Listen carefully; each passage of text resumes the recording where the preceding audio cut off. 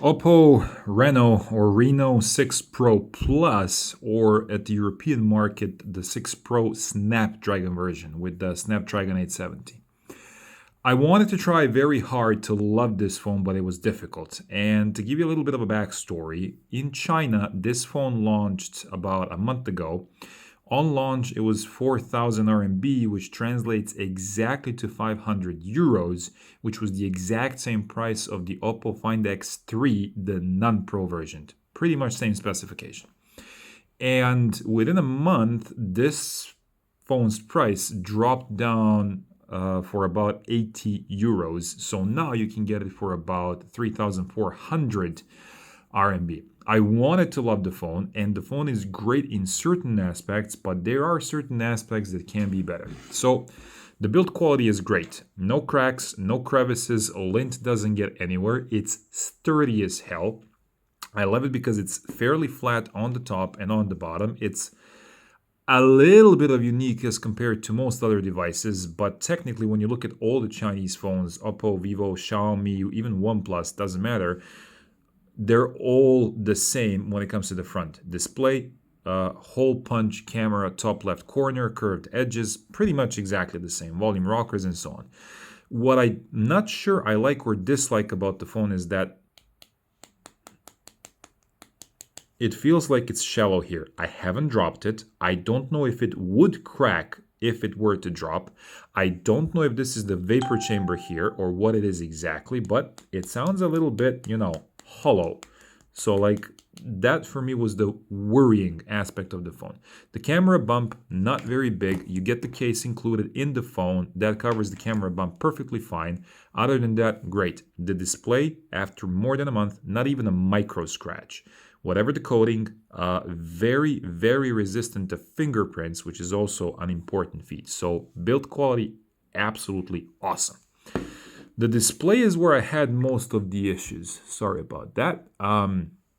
Because it is a 1080p 90 hertz panel, AMOLED, but the problem is the technology which was used to make the panel. When you look at it straight out front, the colors are very accurate. I have never seen whites this precisely white. But the moment you go off axis, it turns horribly pink, then goes horribly green. This is not something that is unique to this phone. A lot of phones have this, but here I really see it as very prominent. Like it's very easy to see. Because the price and the specifications of this phone and the Find X3 are exactly the same, I was expecting to see the same display technology. However, that is not the case. The display on the Oppo Find X3 is way more superior to this one. Not just when it comes to like 90 over 120 hertz refresh rate, but definitely when it comes to viewing angles and the technology of making the display. Other than that, no ghosting. The display is not as responsive as I would like it to be when it comes to gaming. I'm not sure if it has 180 hertz responsive rate, but when I was playing video games, I did not get the same feeling as if I were gaming on a OnePlus or a Find X3 or an Xperia device. So, but it's color accurate, and this display is still way better than a lot of mid-rangers, but it's not flagship territory. So keep that in mind. Battery life that I want to talk about. The great thing about this phone is the battery life. Snapdragon 870 together with ColorOS, very, very battery efficient phone, very power efficient phone. I was getting 6 hours plus of screen on time, even when gaming. I'm talking Asphalt Legends, Genshin Impact, not gaming for 6 hours consistently, but having 2 to 3 hours of gaming while using the phone daily. Charges less than half an hour from 0 to 100, and the batteries are split in two, so technically you have two batteries charging at 30 watts each, so you do not have to worry about battery longevity. 30 watts is still pretty slow when it comes to, losing power. So yeah, the speaker quality Let me see. Let me find something that I have recorded.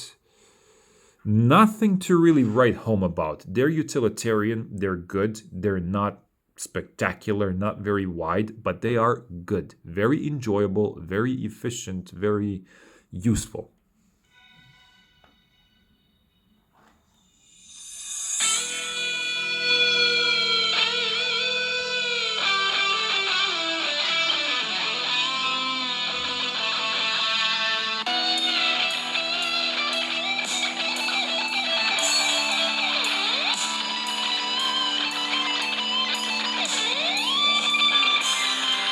So, as you can see, they are exceptionally clear. There is no distortion, there is no clipping, not much bass, not much width, but they are very clear and very, let's say, more than utilitarian. The sound of the headphones is also very good. Again, nothing absolutely wow. There is Dolby Atmos, but I had a lot of fun with them. For example, the OnePlus 9 audio system, whether Bluetooth or wired through the USB-C, is still much better. But this is respectable. That's the word I would use. The good thing about the speakers, even though the bottom speaker is downwards firing, they are better balanced than on the Find X3. The balance is really, really centered. The camera experience for me was good when it comes to the main sensor. There is a specific photo I would like to find here of me and my significant other somewhere. I have no idea where that is. Yeah. This is what the front camera captured. And you can see that the highlights are blown and so on and so forth, but there is an extreme amount of information within that particular photo. I've managed to edit it to this using Oppo's stock editor. The Oppo stock editor for pictures is ridiculously good. And the photos taken with the selfie camera and the main sensor have an enormous amount of information that allows you to edit your photos in post. This was edited on the phone. Like I said, the phone itself, the screen is very color accurate if you look at it at the straight angle. The main camera sensor is really good. The ultra wide was utilitarian, and the macro lens was absolutely terrible, like borderline useless. There is another video from this day. This is Oppo's steady or ultra steady shot, and it is extremely steady.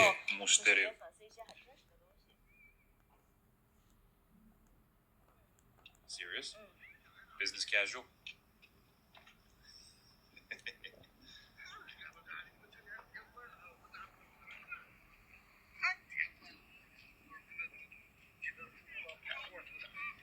The footage is exceptionally steady. The microphones are really good at capturing sound. The dynamic range is also very good. It's a little bit cropped in so that it can achieve the super steady effect, so they can keep it super steady at that rate. But that's it. Don't count on the ultra wide camera. The shots are nothing special. Very often it struggles with dynamic range and so on. Macro camera, absolutely useless, like literally useless. The software. Now, this is the painful topic because ColorOS, a lot of people don't like it because they didn't really have a chance to use it. And especially given the entire OnePlus scenario right now where they are slowly shifting towards ColorOS. For example, my personal OnePlus 9 Pro, because I live in China, runs on ColorOS. I ran it on both Oxygen and ColorOS because we have the choice of flashing legally, like fully supported flashing either one of those and shifting between. Personally, I like it better than Oxygen OS because it has more useful things. It's not as clean and clear as stock Android and the experience that Oxygen OS was, giving, but it's definitely useful because it packs a lot of features. The thing is that if you go into personalization, there is a ton of things that you can personalize, the colors and so on and so forth. I am looking forward to Android 12 with Google's customizations depending on the wallpaper. I've seen the beta and so on and so forth. It offers a lot more in this particular scenario. 8 gigabytes of RAM, 128 gigabytes of storage. The phone would struggle with RAM from time to time, but there is a feature where you can choose to add 3, 5, or 8 gigabytes of extra RAM, which are taken from the, UFS 3.0 storage. This particular RAM is used to push applications that are kind of running in the background. So if you're playing like a demanding game like Genshin Impact or something, your Viber, WhatsApp, or whatever you're using is going to be pushed into that RAM, and this RAM by nature is slower. Me personally, I have disabled this because I prefer to be on faster RAM all the time, but you still do have that particular option. So that covers display, build quality, camera, audio, and battery and software, which for me are pillars of a good phone. In China, you can get this right now for about 400 to 420, 30 euros. Roughly translated into dollars, that goes to about $450 to $500. I have checked the prices outside of China. They are slightly higher. If you are a gamer on a budget, and I do mean budget because like MKBHD says, the good phones are getting cheaper and cheaper phones are getting good. This is a better option than a Xiaomi K40, Realme GT, or whatever those like really low-end phones offer, because the battery life is great. The build quality is superb. The display is still not flagship quality, but is way better than what those phones offer. The main sensor of the camera is ridiculously good. The other two, Selfie camera, also great. But the main sensor is flagship territory, if not better than OnePlus 9 Pro. You get awesome battery life, and the vapor chamber behind is doing a great job. Playing Genshin Impact at 60 frames per second, my phone did not get significantly hot, which is an absolutely great thing, and you cannot say that for a lot of phones that run that video game in particular. 67 watt charging. Once you go to like a high wattage charging, it is impossible to go back to anything lower than that. I don't even think about my battery life. I don't charge overnight. Wake up in the morning, brush my teeth, take a shower. My phone is full, ready to go to work. So in this case, I would recommend it. If you prioritize display quality and an overall better combination of cameras, and if you're not an avid gamer, I would strongly suggest going for Find X3. Any questions? Leave them down in the comment section.